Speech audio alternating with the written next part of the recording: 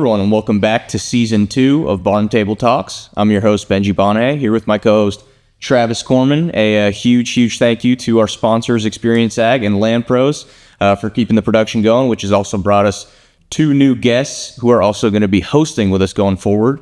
We have Andrew Fansler and Brian Owens here with us. How are you guys doing? Good. How are you? Good to be here. I'm good. We're doing good. We're happy you guys are here and looking forward to this new season, what we're going to have on here. Kind of going to start it off how we did last season, which is an icebreaker question just to kind of warm things up.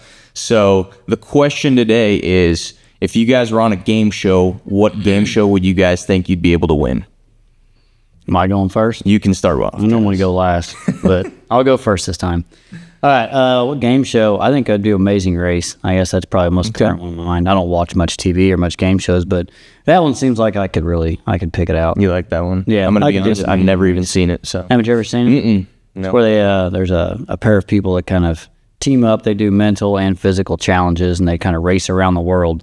Then they meet back up in like maybe one of the American cities and stuff. It'd be a pretty neat challenge anyway. Okay. So, but Amazing Race, yeah. I like that. Yeah. All right. Brian? Brian, what's yours? You know, I would say Jeopardy, but I know there's no way possible. I just went to high school, but kind of like in his lines as well, Survivor. I like, being dumped out on an island somewhere, and as you're there, just in the elements, kind of like a Tarzan type thing. You got make spears and all that kind of stuff. So just something in that lines, along that line. I like that one. Yeah. That's a good one. Yeah. Andrew, what you got? Oh, it's got to be Wheel of Fortune. Okay. I'm going for Wheel of Fortune. Vanna would be turning looking happy just happy as can be. My wife, she nails those. She figures them things out so fast. She can nail those things. Wheel of Fortune. Yeah. So for me, Price is Right. close. I was going to go, have you guys ever seen Press Your Luck? No. No? The one with the whammies? Yeah. And you know what I'm talking about? Back in the day. Right. Oh, yeah. So they revamped it, and there's been some newer seasons out, which I've been watching a decent amount. I think somehow, some way I could pull it out. I think I'd have some luck on that show and make it to the end and maybe get to the $1 million. Would you do the yelling of no whammies? I'm going to be honest, I don't know if I could. I watch those people, and they're like, no whammy, little. I was like, I'd just laugh at myself doing that. I don't think I could do that the whole time. I mean, I'd enjoy it, but I'd have to look that one up. Oh, yeah. So it'll be interesting to watch Travis on Amazing Race. And Brian, what would you bring if you were on Survivor? What items would you bring? Do you get to bring items? You get to bring a handful. They give you so much, but I think you get to bring a few items with you. What would you? Oh my gosh, I'd have to have like some type of machete or something like that, to protect myself. Need sunscreen or a hat? Oh yeah, I gotta go on there for sure. Some type of protection from the weather, but what about water? Desalination kit. There you go. There you go. Yeah, just give me a drinking straw. Right. Yeah. And you're good to go. So yeah, It'd be a lot of fun. Oh, it'd be great. would you have the strategy to take everyone else down? I mean, You kind of have to, right? you got to play both sides on a lot of things. Trouble you're gonna be my buddy this week, and my buddy next week. See, that's where I'd be. I couldn't go Cutthroat, through. Yeah, I don't think I could do the deceitfulness and I'd be like, man, I told you I was good with you. Even for $1 million, $2 million. My work's good. Like, what are you doing? Right. I'd get hosed. I wouldn't be able to last. I'd be flipped. I know it would be. Yeah. So I couldn't last. But I'd be like, we were good. We were buddies last week. What happened? You turned this week, And you're out. Sorry, you're gone this week, but that's what it'd be. Yeah, that's what it'd be. So Brian, tell me a little bit about who you are. Tell me a little bit about your background. I've been fortunate enough to work with you for several years now, and I know that's something that you probably get asked quite often. Is you just don't wake up one day and say, I want to be able to out-talk everybody. And so tell us a little bit about your background. So I am the youngest of 3. I've got 2 older brothers. We grew up in southwestern Decatur County around Waynesburg Christian Church. We still attend there.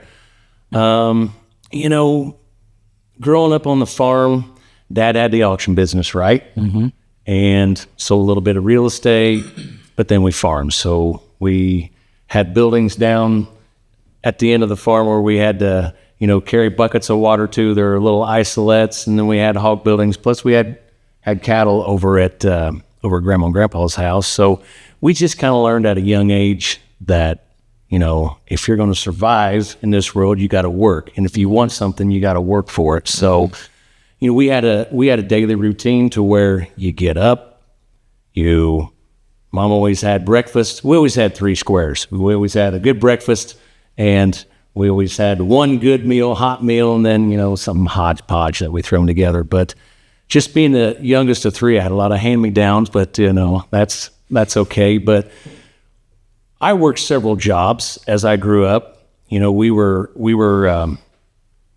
told, you've got to pretty much earn your keep, right? Mm-hmm. So mowed the grass, drove a tractor, done all that stuff at a really young age. Mm-hmm. Probably drove vehicles. Grandma and Grandpa's house, probably shouldn't have been 9, 10 years old, but it was fun doing it, Right. Didn't hurt. Mom and Dad knew or not, right? Didn't hurt anybody doing it, right? No. But, I'd work for the surrounding farmers. We would bale straw or hay in the summertime, and as we got older, we just continued to do that, and Dad had the auction business, so I kind of followed in that footsteps, and, I got my license, I believe, in 93. Dad got his in 1959. I actually come across something really cool. Now, when you say your license, what license? Auctioneer license. Okay. Not my driver's license. Right. Come on. You were 17 when you got yours, right? No. Right. But anyways, Dad got his at an early age, and he was able to get a start with a guy by the name of Lewis Beasley, who unfortunately passed away in 1976, I think it was. And I had a friend reach out to me and said, hey, there's a sale bill that says April the 1st, Saturday, April the 1st. Sale bill was huge, probably about 1 foot wide, 18 inches tall. We're selling this at auction. So I went and picked it up. It dates back to 1972. It was a pretty cool piece of literature, but I kind of followed in his steps. I farmed for a little bit, and then I got into the automobile industry as far as selling cars. And that kind of took precedence, plus Dad's business over the farming. So then they decided, hey, you're getting too many auctions. You need to either. Well, and I want to just make sure everybody's clear. When you said you got in the automobile industry selling cars, you're not talking about like as a car salesman. No. You were an auctioneer at auto auctions selling cars. So when I first came in, I was a greenhorn. So I worked the ring for the longest time. I was one of those yippers. But as time evolved, I was fortunate enough to get those block jobs, and then, never did get back into the farming side, although was still involved in the farming side to help the oldest brother who done that for basically a living. And, fast forward to today, I've been doing the auto cars industry for 30 years next year, I think it is.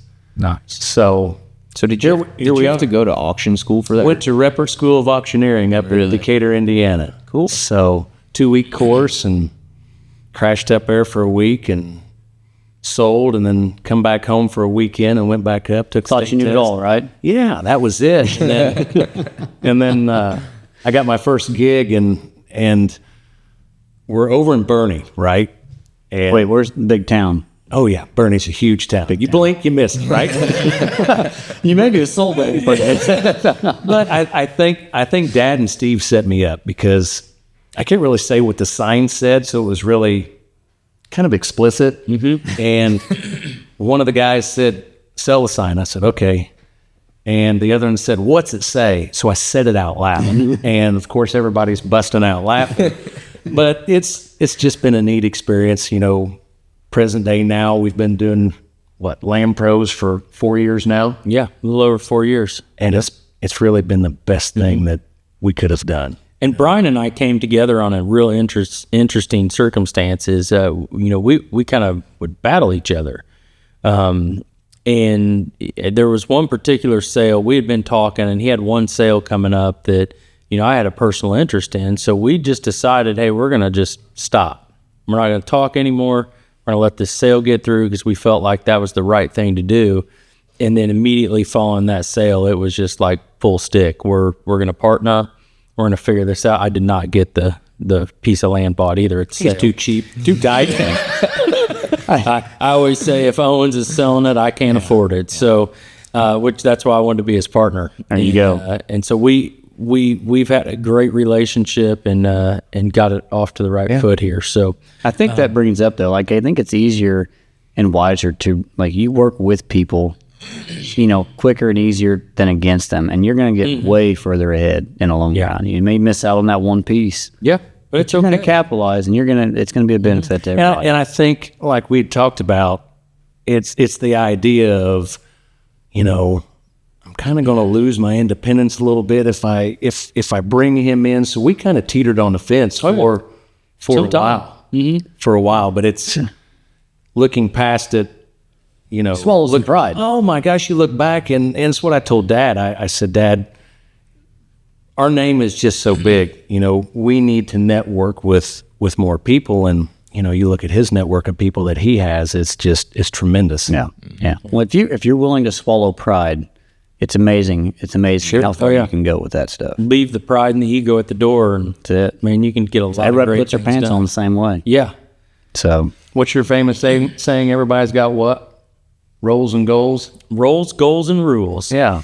As long as we're on the same As long as page. everybody's on the same with those three, you'll be fine. It's when you get out of whack is when you have problems. yep. And you hear me say this a lot, and I preach this to my two daughters all the time. It's like life's I'm sure they all. listen. I don't think they do, but I still talk. I mean, life is all about choices, and it can be a lot of fun, and it can be really easy if you let it be. But too often, people try to they're their own worst enemy. Yeah, it's an overcomplication of what it has to be. So, Brian, I've had the pleasure of watching you auction for years now. And, I'm not afraid to talk in front of people. I mean, I've done it for a long time. I've been in some awkward situations. But, isn't it hard sometimes to stand up in front of a room of all these people and know that everybody's watching you? You're talking 100 miles an hour. It is. I always say that my job's easy, but when you get up in front of everybody and you make your opening remarks, I get a little nervous. I still get nervous before a big sale. I would say one of the biggest sales that we had. It was on a Saturday. It was a farm in Greenwood, and the room's packed full. And I just kind of peek in and look, and it's like, it's just like, oh my gosh, there's a lot of people in there, And it was a high-profile sale. It was a high-profile sale, but I think once you get up in front of those people, and I always say a little prayer before I get up there and roll on, but it'll be what it's going to be. And as you talk, You're the professional. as you talk, you just kind of get a little bit more acclimated with everything, and you find your comfort zone. Yeah, and you're the professional. People there, they came to see you. Right. So, I mean, and reassure yourself with that and say, I'm the one that knows this. So, Right. So, I mean, if somebody had to ask you, what's your favorite part, but also, what's the worst part? I mean, when you're up there, what's your favorite part about being up there? But also, what is the worst part? The favorite part is just seeing the action in the crowd, right? Because you've got a multi-track deal and the floor's open, so to speak. As say we got 7 tracks and we got individual tracks or whole tracks, the floor's open to see the guys work, to see, hey, Brian, I've got X amount of dollars on this track, X amount of dollars on that track. But, also in the same sentence, when you're to the point to where, okay, we're good to go, we're going to sell this farm, and to see the look on the seller's face to be like, all right, thank you for doing your job. Thank you. Yeah.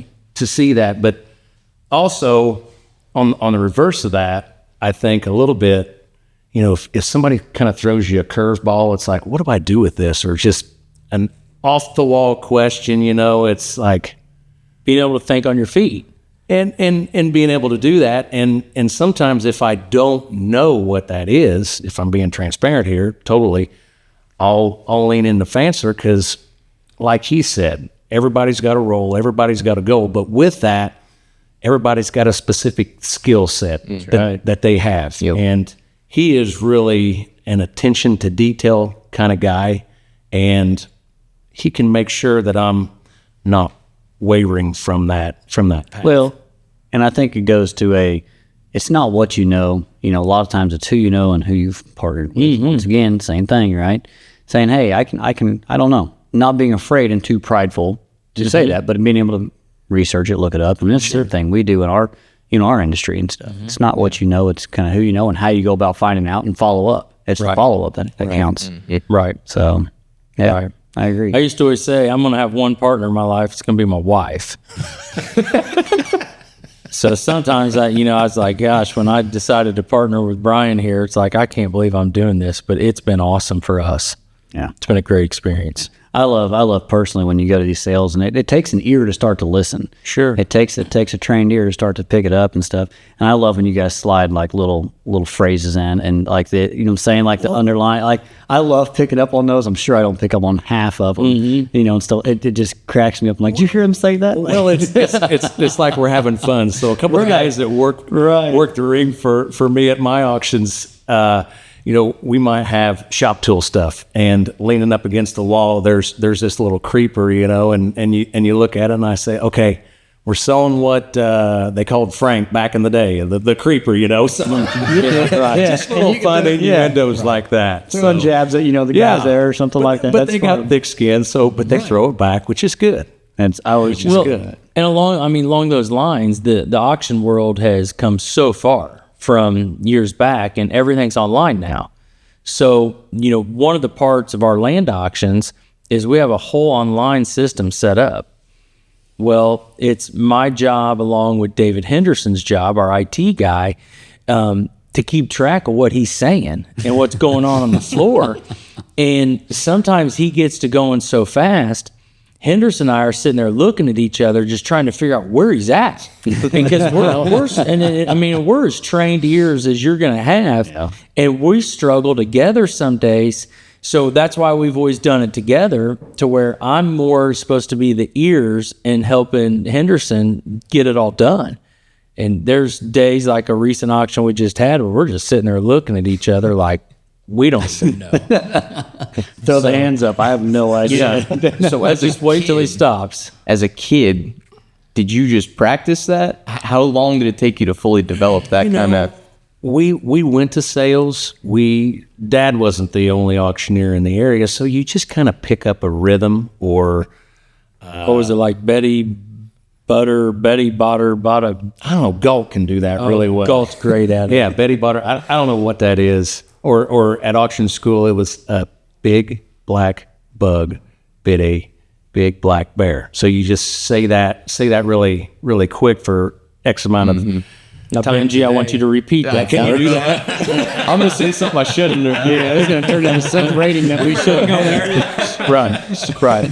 But when I was younger, I went to several auctions, and you just kind of pick up on it. And then when you go to auction school, they give you phrases that you study from and you work with. But then as you get older, you just kind of evolve and do your own thing. That always amazes me. I've been to a couple auctions, and I'm mind blown. And he was the youngest of three. He had to talk faster. He wasn't getting listened to. Right, exactly. There's a point there, yeah. So you get beat out, Right. I got a lot to say. I got to talk fast. Right. So along with like all the online stuff, these auctions have probably evolved immensely in the time you've been in the business. From when you were a kid watching your dad and his folks do it to where you are today. Well, I couldn't imagine doing it without a computer system. We used to have the carbon copy where you had the seller and the buyer and a copy for us. Whereas now we've implemented, I think Henderson, 3 or 4 years maybe. We've been working with it to where it's real time. So if we sell something back behind the house and they're selling equipment, let's just say Travis's wife is checking out. Well, he's still bidding and buying. It's real time. Mm-hmm. So, and then the internet thing. I think with what happened with COVID, we just got really, really fast tracked to what was coming maybe 10 years down the road to like right now. Whereas you captivate a larger audience, if you're running maybe a proxy bid or equipment facts high bid, we have to vet our own bidders. But whereas you just have the guys there in person, and then you open up the internet, you provide video quality, audio quality, which Henderson does for us, and it just brings it to a whole new level, right? To those people that couldn't be there, that live in other states. You'd be surprised how many items we sell to people that live out of state and just are there clicking the button. So, I mean, you feel like your ability to do the online auctions, though, actually brings more money to the seller. Oh, sure, without a doubt. It's what you call kind of a price drive. So when everybody there in person has quit, that internet buyer is still clicking the button, hammering. So at the end of the sale, you can show the seller the results. Hey, this is what your price drive is. This is what this platform cost, but it was well worth it. What is the I guess the amount of time and preparation and closeout that you save by having now this technology and a digital footprint versus, I'm going to call it the old paper trail? Your overall, can you sell X amount of pieces in a more condensed time? Oh, yes. And you do not get to mess up. So basically, you're a lot more efficient, customer friendly. So you don't want us to be thumbing through our tickets here that we've got sorted out. Okay, Travis was number 32. He's got tickets over here. It's real time. Benji walks up and says, "Hey, how much do I owe?" You click on the number. It saves a ton of time. And and time is your most valuable commodity. Use your error. And right. All that, I'm sure. So and we're human. We fat finger things, and something's wrong. But 9 times out of 10, we get it knocked out. So it's being efficient in today's day and age is key. These guys, they want to get in, they want to get out. So being as efficient as we can. And you're doing more with less. Right. Doing a lot more with less. But also too, with that technology, there's we have a need for Henderson. Hey, I don't have any internet here, or if we have a land sale, what do we do? Okay, Henderson, throw something together, whether it's whatever network provider we need. Which years ago, all the land sales were just at the sale site, right? Whatever you're selling, you just had the auction there, and everybody drove their pickups in and got out, stood there, and you either had a bullhorn or something you were yelling through. And nowadays, when we look at where's the land located, where are we going to sell the piece of land at? We got to find good internet. Yeah. We've got to find a nice place that, people are going to be comfortable in. And majority of the time, it's off-site. It's not right. Yeah. It's not at the piece you're selling. Yeah. I think back during COVID, you remember the sale we had at the fire department down there at New Point. Yeah.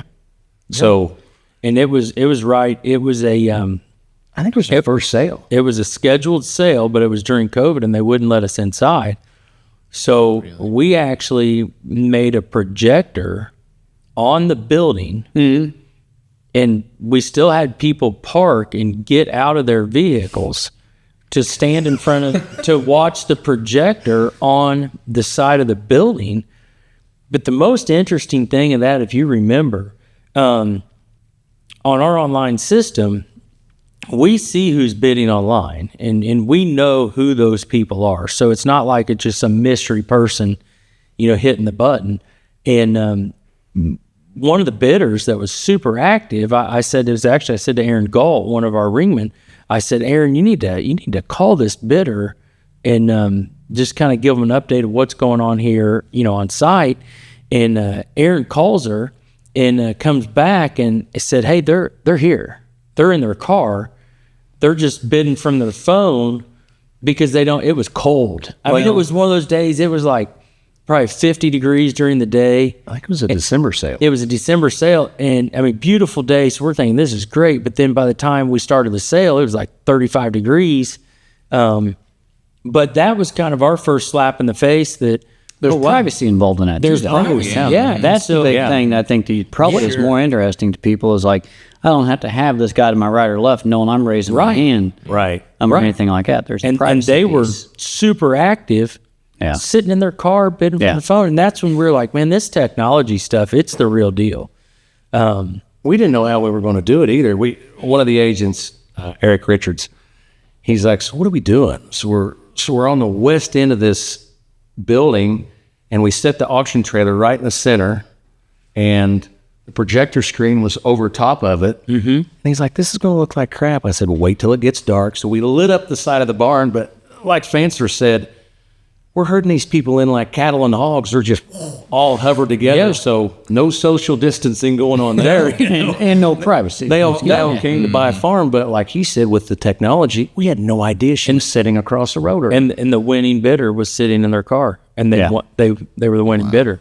It was awesome, but it was, again, kind of an eye-opening moment for us that, this technology thing's important. And even though I know there's a lot of auction companies out here that are trying to do like online only, and that's great. I still think a live auction gets people going. Even if you want to sit at home and bid, we've had deals where people were sitting in the crowd, and we knew they were in the crowd, and we could see them on the screen bidding.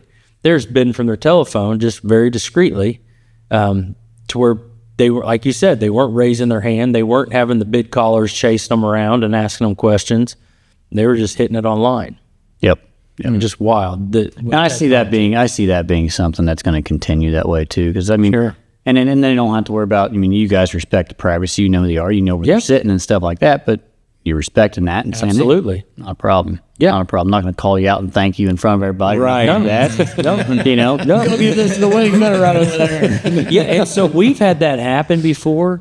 That I've sent them a text and just said leave, and come back later. We'll get everything, we'll get the contracts ready, we'll get all of our stuff torn down and everything like that. Just leave like everybody else and come back later strictly because of privacy.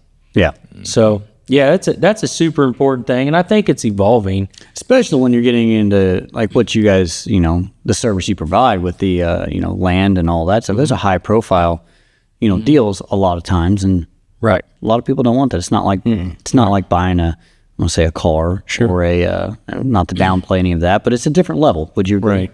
Oh yeah. Yeah. Well, one of the things though that I'm finding interesting, obviously the four of us are here. We've been brought together from several different ways, but even just as recent as last week, 2 weeks ago, maybe last week, I think, Travis, I called you up because of a land deal we're working on. I need to figure out how can I incorporate the technology that you guys have that we need on this piece of land, and how can we work together to use your technology to make this land, give us more knowledge about what we're dealing with. And so I would have never have thought 20 years ago that we would need agricultural technology to benefit a farmland sale. But the way it's trending, it's all becoming part of it. That brings up an interesting, question that I have, from an auctioneering and from an appraisal standpoint. As you guys are going to sell this, right? The more information you have about the ground that you can pass on to the potential purchaser, the better, right? Yeah. So what value, and I'm going to take this, you can enter this from two sides, the real estate side being the seller, but also potential purchaser. If you knew, the capacity of that ground, right, from what it could produce. Yep. Maybe it's water holding capacity, maybe it's nutrient capacity, maybe some NDVI imagery. Some of these technologies we all have that we utilize on a day-to-day, basis. How could that be folded over and incorporated into a package that you say, okay, potential buyers, right? This is what the ground, right? Is. This is the data behind what you're visibly seeing. So that's interesting you bring that up, because we have done that on a handful of sales. We don't do it on every one. Obviously, there's two. You can always have it be neutral, but you also find out sometimes that you think, the folks that have been farming it, really good farmers, this, that. Then you have it all soil tested, and you start looking at all the data, and you're like, oh my, this is bad. Yeah. It all depends Then you on have it the other way to where you've got really good data. So you've got to kind of make a decision as to if you're going to do it every time, it's going to hurt you just as much as it's going to help you. But I think in time, what I always try to tell people, especially from the management side, understand what you have. If you had $1 million, and in today's world, $1 million won't even buy you an 80. But if you had $1 million at Schwab or some other, Northwestern Mutual or Edward Jones or whoever it may be, you're going to get a monthly statement. They're going to tell you what's going on with your $1 million every month. 99.9% of farmland owners get a cash rent check. Mm-hmm. As far as that are owners that are not operators, they get a cash rent check. They have no clue what's going on their farm. And I'm not saying that's wrong or that's right. It's what it is.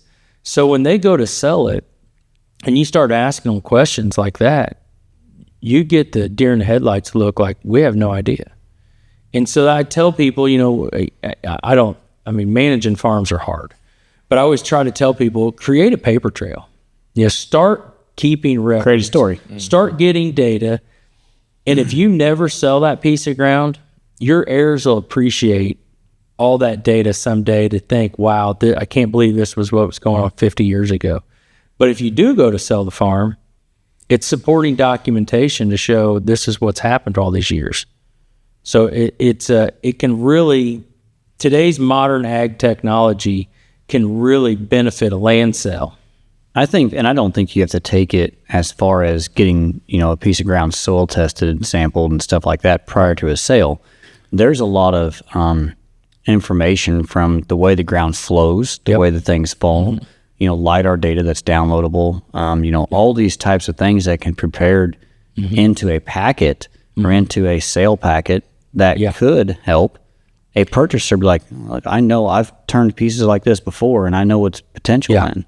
So when we do that, when we prepare our marketing and put everything together, it's a pretty intense process. We try to bring in all kinds of topo maps, soil maps. We look at the weighted average production index for the state of Indiana or your particular county.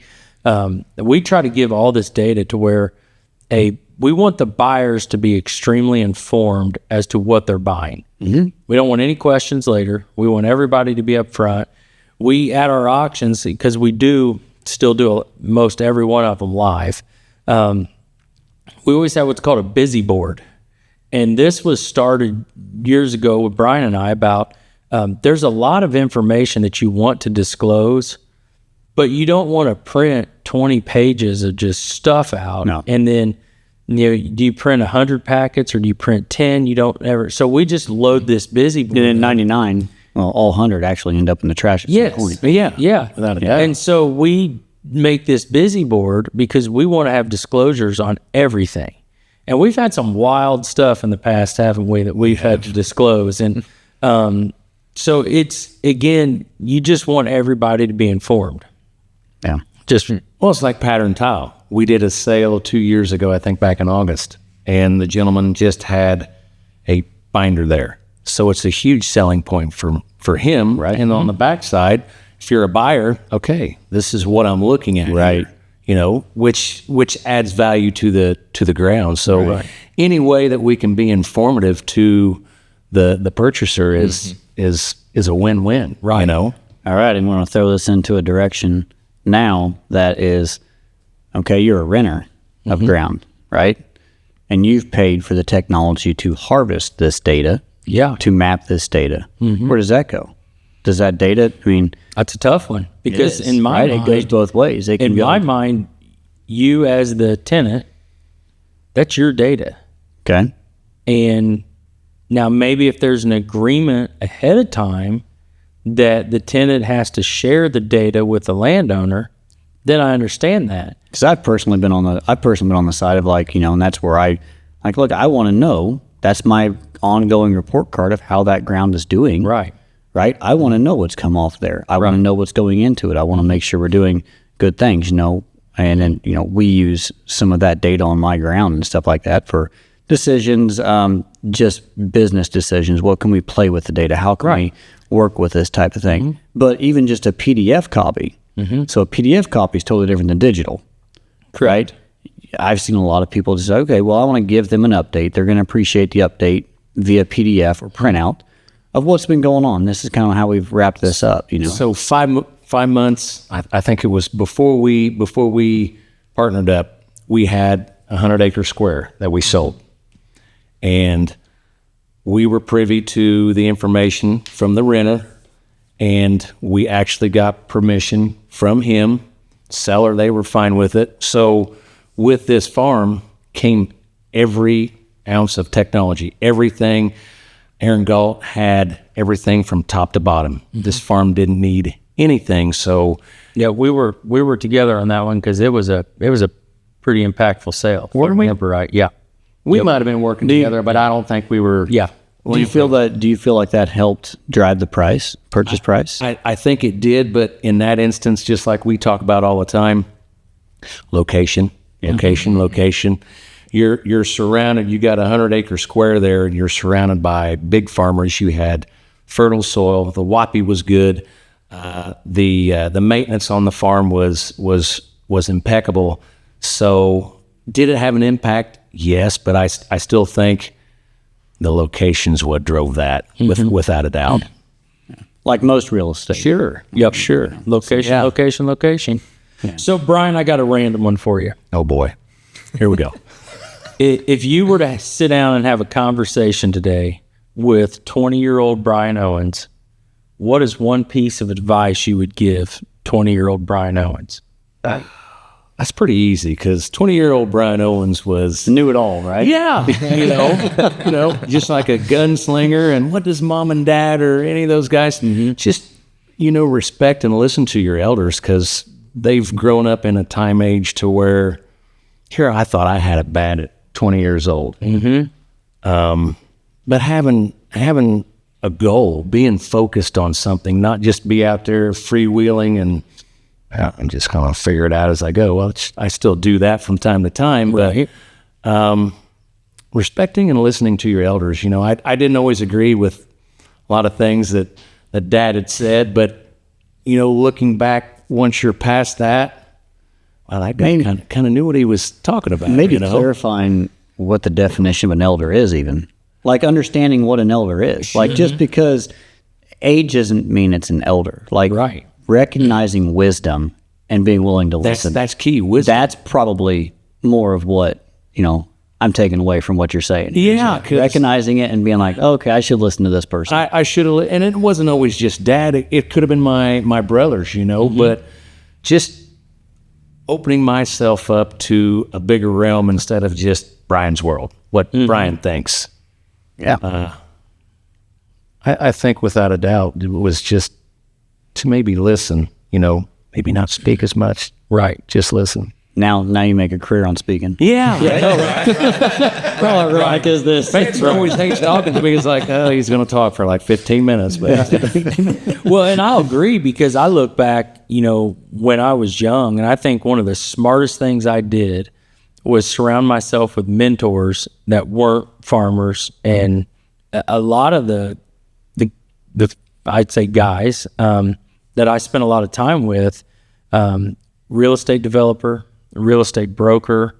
One of my number one mentors was in the development industry. To GC in the automobile industry, built dealerships, factories, things like that. And if I could go back and tell my 20-year self something, it would be listen more to these people. As you talk about wisdom, too often I think young business people, farmers, whatever, they just want to do what Dad says or what Grandpa says, and there is a lot to that. But if you really want to move the needle, you need to get outside the box and learn from some of these folks in other industries that are moving the needle. So it's to me, it's pretty exciting to think about where we were then versus where we're going. And I know for Brian and I both, looking at where Land Pros was on day one when we, partnered up to, the direction we're going. And, Travis, you've heard me say before, I get the pleasure sitting here looking at the sign on the wall and, looking back to where you were when you started. And to me, there's just as much fun today in helping young guys, helping, new business owners, help them get moving. I mean, I love it. I love the success. I love the drive, and I love the stories. Yeah. Can we revisit mine in 20 years? Since you're not much over that. Yeah. I'll write it right now. Fair enough. BG, the question is, are you listening to anything we're saying? I'm taking notes up here. It remains. I guess since we're going down that road, I guess, I think mine will be to slow down. Like the world doesn't, I was 100 mile an hour, and the faster you did something, more you got done, and, all of that. And that doesn't mean accomplishing something and checking the blocks are two different things. Like there's a lot of pride and accomplishment. And the respect, the figuring out the, recognizing wisdom, and stuff like it, recognizing people that are trying to help you. Mm-hmm. And then, people that are just trying to exist or be around and I would say attach on to you. You know what I'm saying? Like there's always going to be people that just looking for a free ride or something along those lines, and, whether they knowingly are or unknowingly are, but recognizing baggage, whatever it may be. Right. And stuff like that. I think slow down was my biggest thing, and quality and stuff like that. Well, way before quantity. I think that's what's appreciated in the service industry, which you guys, recognize as the what you're doing with the real estate, and right. I think that's appreciated what we're doing here with our technology and stuff. So I think that's probably my piece is just slowing down. Now I just got to apply that to every piece of my life. Well, it's always easier said than done, right? I mean, if I've teased you once, it's probably 1,000 times now. You started off with the emergency brake on. And then as soon as you released the emergency brake, it was full throttle ahead. Yeah, it's like, what happened? It was like the guy. It was the drag car coming out of the coming out of the gate. That's what it ended up as. So yeah, but that was totally different. But it's been a fun trip too. Yeah, and it is kind of cool to. It would have been this time of year. Yeah, 10 years ago is when it all kind of started for us. Right, that's what we're doing.